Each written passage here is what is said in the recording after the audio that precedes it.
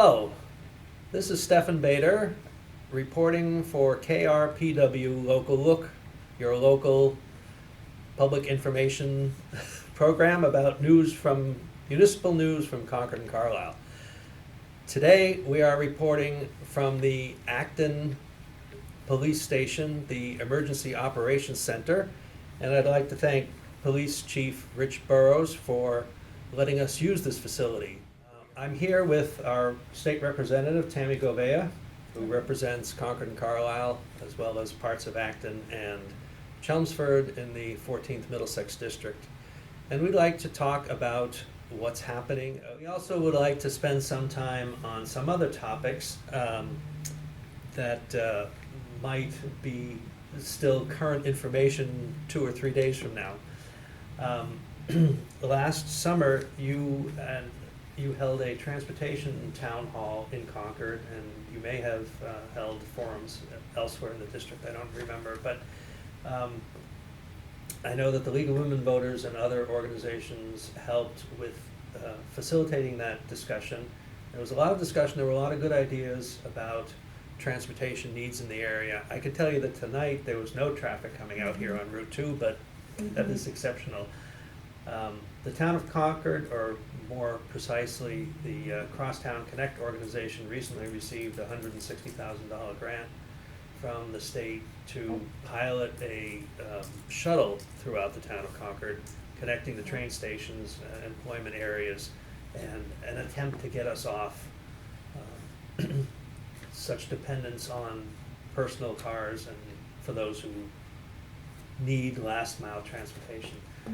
Eventually the virus situation will stabilize and we'll probably by default go back to our old habits. But in terms of transportation needs of the area, where do you see solutions coming from, and what's coming at us down the highway, as it were? Yeah. Great question, and I am really excited for the shuttle that's going to eventually come online in Concord. My office wrote a letter of support. I know a number of constituents and residents reached out and shared their thoughts and their ideas, and I'm really excited to see that those were incorporated into what the plan is and what the grant was. I think these are critical solutions that we need in communities all across the state. When I was been talking to constituents, just hearing a lot of issues with first mile, last mile, but also making sure that seniors can get to doctor's appointments or other recreational events. We do have the Concord Prison. How do we get people who are coming to visit loved ones off of the train station to be able to go visit their loved ones, knowing that family connections are really important? How do we make sure that we're providing support for Emerson Hospital and some of the hotels in the area that rely on employees who, quite frankly, can't afford to live in this area and do take public transportation like the commuter rail, and then once they get here, how do they get to their job? So I do think that this shuttle provides a particular and important solution to those kinds of problems. I did advocate for, in the transportation revenue and bond bill that we passed almost 2 weeks ago, that feels like months and months and months ago, I'll be honest. When you asked me about transportation, I'm like, how do I transition to this? Because it's just, I think everybody's attention is to the pandemic. But these are also really important issues for us to continue paying attention to.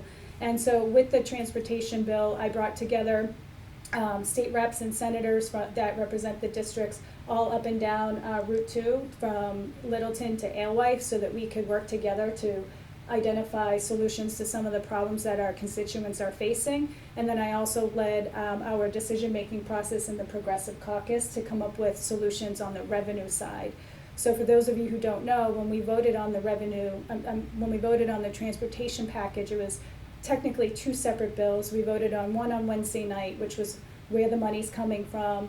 And on the Progressive Caucus side, we wanted to make sure that we weren't burdening only our working families, but that we were making a call to corporations to make investments. And so we advocated for the creation of a tiered corporate minimum tax, so that we have greater tax fairness for our corporations. That's on the revenue side. And then on Thursday, we voted on where all that money would go to and the investments. It is a bond bill, so it still has to go through multiple legislative processes. It's not a done deal, but in advocating with that working group that I created, we were able to get over $101 million in investments for the Alewife Garage, for satellite parking along Route 2, for satellite parking around 495 and 128, because that will alleviate some of the issues that our residents who take the Fitchburg line experience. And then also looking at and doing a study of rapid bus up and down Route 2. So those are some of the ideas that we put forward. It'll be on us to advocate for those. And then I also put in and was able to secure in the bond bill to raise the platforms in Concord and Waltham as well. That helps not only with disabilities, but it also helps with loading and unloading from the trains faster, which keeps things on schedule. So there are a number of ideas. I think the thing that's most exciting, both in terms of COVID, but also in terms of this transportation package, is just the creative ideas that so many of my colleagues have from across the Commonwealth, and how people really do care about making sure that our neighbors are taken care of. I think that's the biggest message that I'm seeing already from COVID, from transportation. We can talk about housing, that's also another major issue, but just also so people know that, you know, if you participated in the transit town hall, or even if you didn't, I took the ideas that came up from that transit town hall, and that's what was incorporated also into the bond bill, because I heard a lot of commentary about what was going on at Alewife, and that's why I formed that working group. It came out of conversations that, you know, we had in this district. And I did go to the train platforms and talk to residents directly as well, so I could understand what their experiences were. And that's where some of the shuttle issues came up, and the first mile, last mile issue. So you do make a difference. You do have an impact, I guarantee you. So another, as you mentioned housing, I'll move on to housing. As I think you know, in Concord, we have several articles coming up for town meeting, if we get to town meeting this year, or when we get to town meeting, that are zoning articles that would loosen the restrictions on accessory dwellings. In one article, another article would allow for two-family housing in the most densely zoned portion of the town, with the idea of creating a broader range of housing types and housing sizes and housing costs, so that without going to state or federally subsidized affordable housing, you could have housing that is just plain market rate but more affordable. One of the thoughts that has come up in discussions about housing is that, like transportation, it's a regional issue. It's a regional issue that needs regional solutions. And so I was wondering if you were thinking of or would consider having a housing roundtable, as you did with the transportation issue, and see where we can go from there. Yeah, absolutely. This is something that I do hear, again, from all across the district. Lots of concerns about people wanting to be able to stay in their community as they age, people wanting to really age in place. We know that that's a really positive health benefit for our senior population and our aging population, to be able to stay in the community where they have resources, have loved ones, have a network of friends and family. So that is something that I've been paying attention to. I have a number of colleagues up at the State House who are real avid advocates of the housing issue and the crisis that we've been facing. And you know, people are shocked that we're well over 100,000 units short of what we really need in the state of Massachusetts to make sure that everybody is appropriately and equitably housed.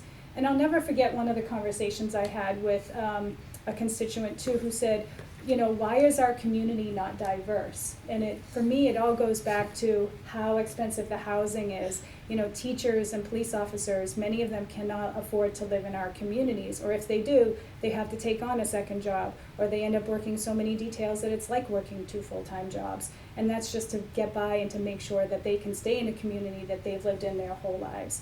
So I think this is a critical need. I will be pulling together a housing town hall so that we can hear a lot of these ideas. I did meet with Chair of Revenue on the home rule petition that was filed for the town of Concord around the transfer tax, and I got some positive feedback. He does like the way that particular piece of local legislation was written, so there might be some opportunities there to try to move that along.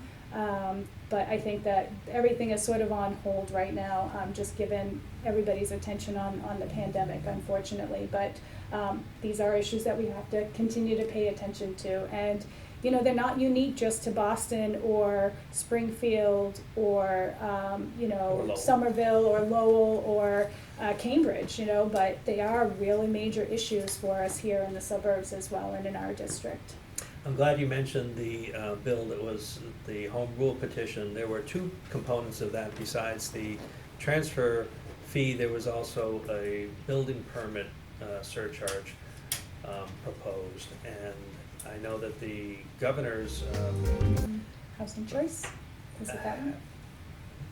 from the governor, I don't know if it was part of his housing choice or just part of a general plan to relax the requirement for 2/3 votes to change local zoning laws.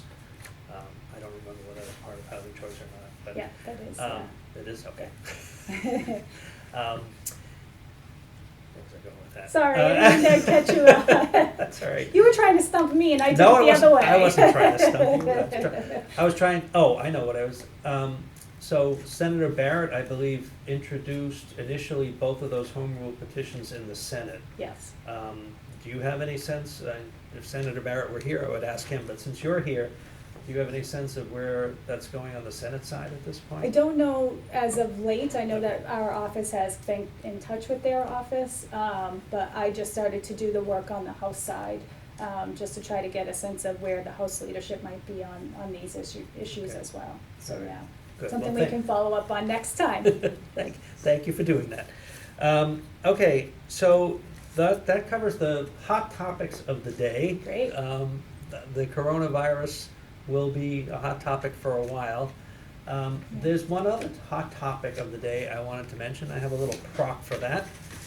And that is, it's time for the census. Yes. And for all of you at home who are keeping your social distance, you don't have to leave the house to fill out your census form. You can actually do it online. And I know that, are we done with the close-up? No, hold that. I You know. don't need your number though. You can fill You it know out you with your don't, number. you don't need your number, but if Yeah. you have your number, it'll probably save you a few keystrokes, I imagine. Okay. Do you have the URL for the online version? It's you're 2020 stumped. census.gov. Just want to make sure. That was easy, and you stumped me anyway. Oh, well. Well, I've been really incredibly impressed with the League of Women Voters and how you've taken up the charge of the census. It is critically important for us to make sure that every single person in our state and in our communities is counted. Because if we don't count even the little babies, they won't get counted for 10 more years. And for every person that we don't count, it's $2,500 per year. So you add that up, it adds up to real dollars for the state of Massachusetts and the kinds of funding that we get from the feds to support the kind of programming that's so critical to our residents here. So filling out the census, since most of you are at home, it would be really great if you could fill it out online, 2020census.gov, because then we'll save the hassle of, someone having to follow up with you later. And at this point, with us moving in the direction of having everybody in their homes, unless it's really essential, we won't be able to send out people to do the door-to-door follow-up that so often happens, particularly in our populations that are a little bit harder to reach, our immigrant populations, those with English as a second language, or elders, and those who live in multi-unit housing. So it is really important that if you're on the phone with a neighbor, ask them if they filled out their census. They don't need the number. And if you have a community group, or I know like some of the churches have done their services online, ask about filling out the census. It's really important. So Those are good suggestions, and I will add, because I know from my personal situation, I suspect you do too, that if you have a college student who is living on campus, they will be counted as a resident of their dormitory, and that will be done separately from the regular counting. Mm-hmm. If your college student lives off campus, then they need to be counted where they're living off campus. And even though they might be home with you now, right. and they might be home with you on April 1st, that's not where they should be counted. So essentially, you kind of answer the local census for college students differently than how the census at the national level would be filled out. That's Is true. that a fair way to characterize it? That is a fair Yeah. way to characterize Yeah. it, because if the, for purposes of the Massachusetts local census, you're counted where your family unit is, where you intend to return home probably, and as long as you wish to continue voting there, you are allowed to be Counted. counted and registered to vote with your Okay. usual domicile, I think is the technical term. Two censuses this year, your local and the US, I think is part of the message to get out. So, be counted. I want to thank you for your time tonight. I know Thank you. you've got other things on your plate as well, but thank you for taking the time to talk to us tonight. Thank you for being here, appreciate it. And I want to tell our viewers that thank you for watching this episode of KRPW Local Look. We will continue, we will persist through the coronavirus pandemic to bring you as much news as we can about what's still going on in our local town government. And finally, one more thank you to the producers, Carlin Reed, Peggy Wargelin, and thank you to Chief Burrows for use of the Acton Police Facility in our on-the-road edition today. Thank you. Thank you, everybody, good night.